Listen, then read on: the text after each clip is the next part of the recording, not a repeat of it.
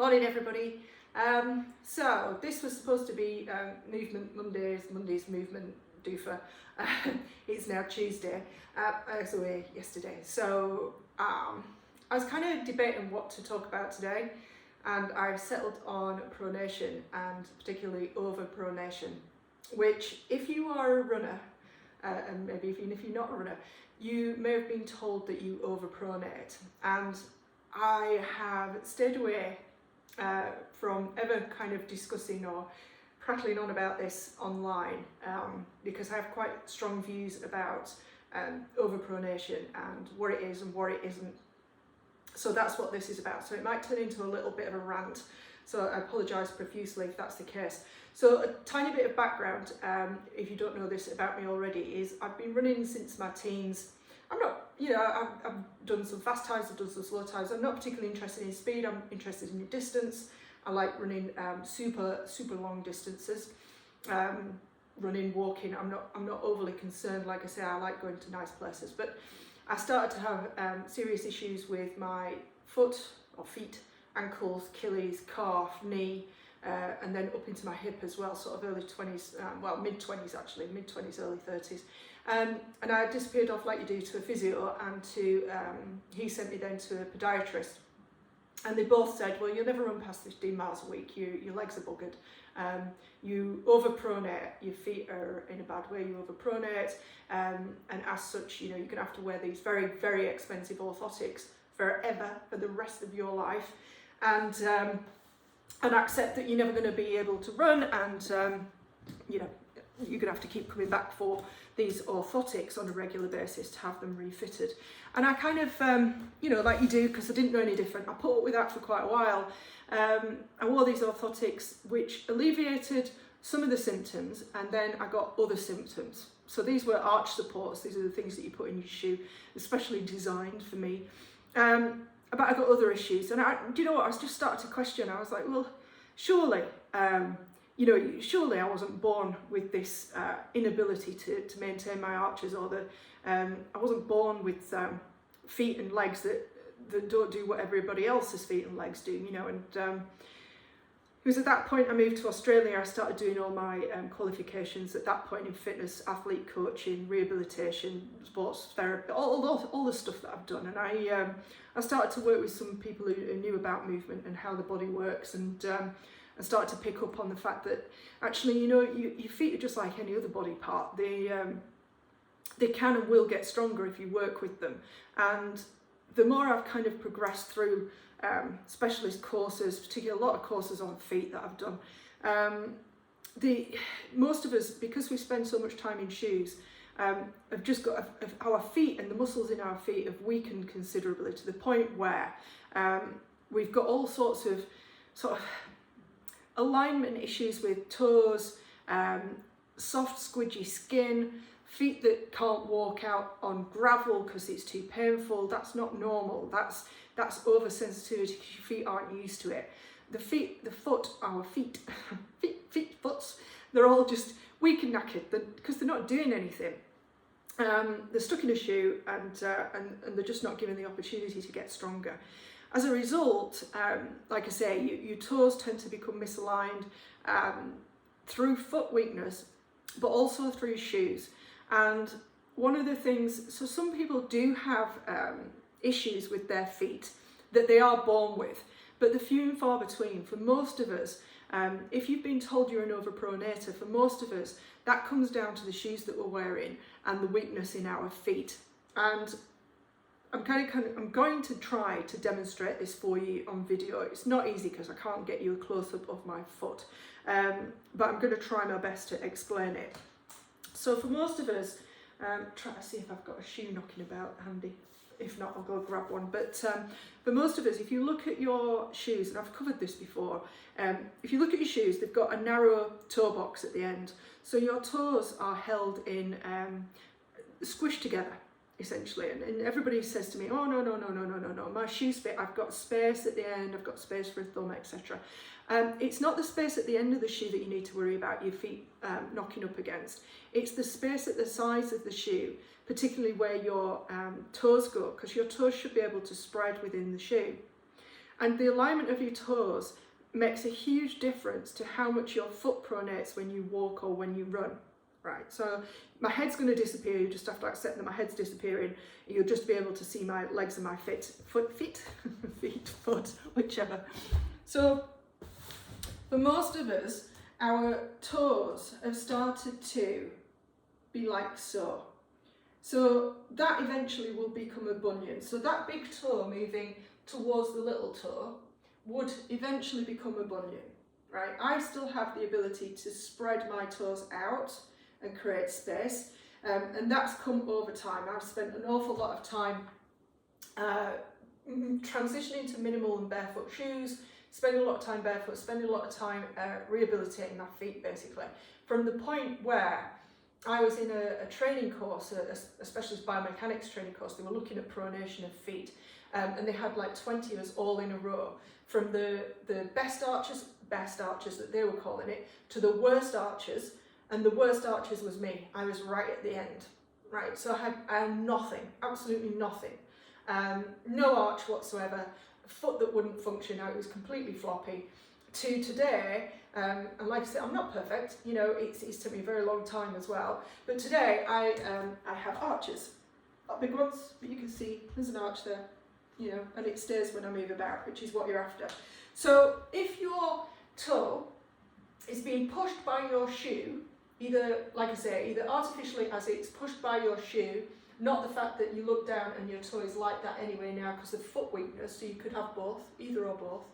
But as soon as your big toe moves towards the other toes, your foot has the ability to pronate more, and we could get into what overpronation is, than if your big toe is where it should be, which is in line with the tendon that runs on the top of your foot, which if you lift your big toe, you'll be able to see it. So your big toe should be there, and now my foot doesn't roll in. It pronates a little bit because it has to, that's what shock absorption is, and if I was running it would pronate a little bit more, but it doesn't have that same,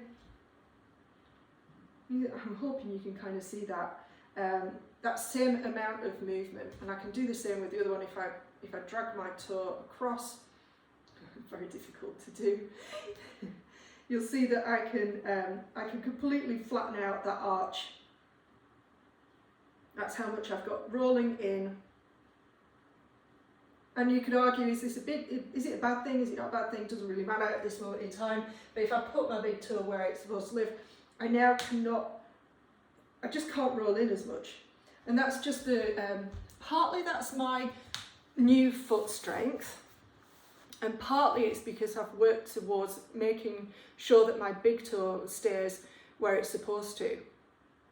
All that being said, so if you have a tendency to wear shoes, trainers, etc. that have a narrow toe box, and all true shoes and trainers have a narrow toe box that squash your toes into that position, unless you're wearing barefoot and minimal shoes where it's wide enough that you can accommodate a toe spread, you're going to find that the shoe itself is causing you to overpronate, or I hate that word, causing you to pronate more than you would if your big toe was aligned with on the plane that it's supposed to be aligned.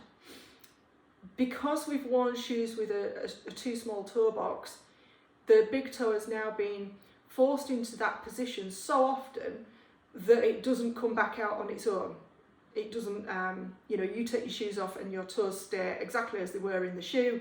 And like I say, eventually that big toe movement across can become a bunion. Doesn't always, everybody's different, but for quite a lot of people it will become a bunion, which is just a movement of the big toe over. It's not bony growth, it's just a movement of the big toe over towards the little toe. It just looks like a bony growth because of the way the bones stick out to the side. You'll see me in these a lot, and these are correct toes. They're just a plastic. I'm not trying to sell you anything. I don't have any vested interest in this company other than these are very expensive, but they work.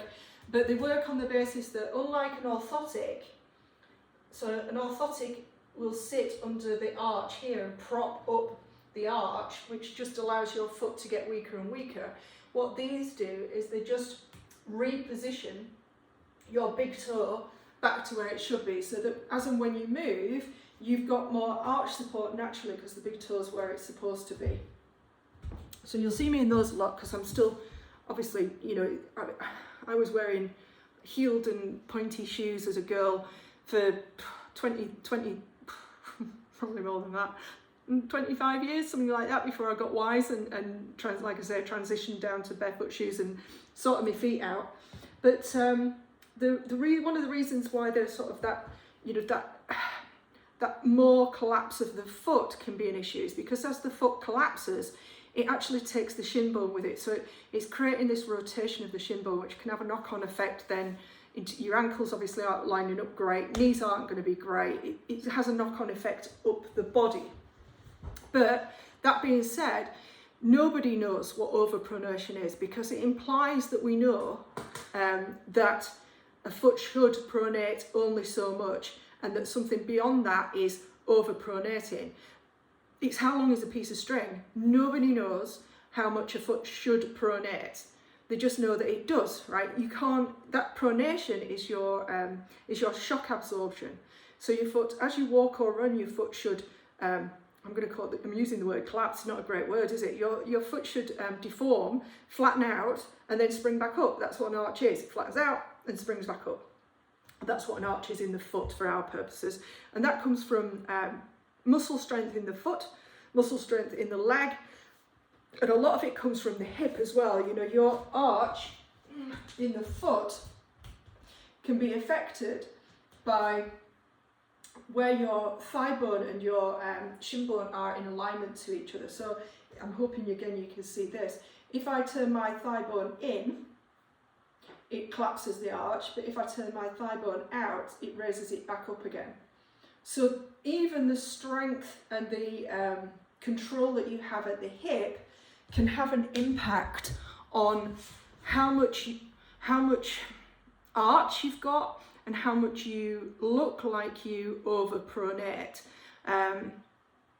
It's not that I'm saying that pronating more than is ideal, like we've just talked about. If your big toe's not in the right place, is not a problem, because it can be a problem. But the bigger question, or sort of zooming out a little bit and looking at it from a bigger perspective, is more importantly, why? Why are you overpronating? And when you go to a therapist who doesn't ask the question why and address the cause, and simply sells you something very, very expensive usually, and they might give you off the shelf ones, but usually selling you something to put under the foot, it's the equivalent to me of having a car accident and having a whiplash injury and having one of those collars put on to take away the initial symptoms, to keep you nice and, you know, to give you some support essentially, and to try and alleviate some of the pain.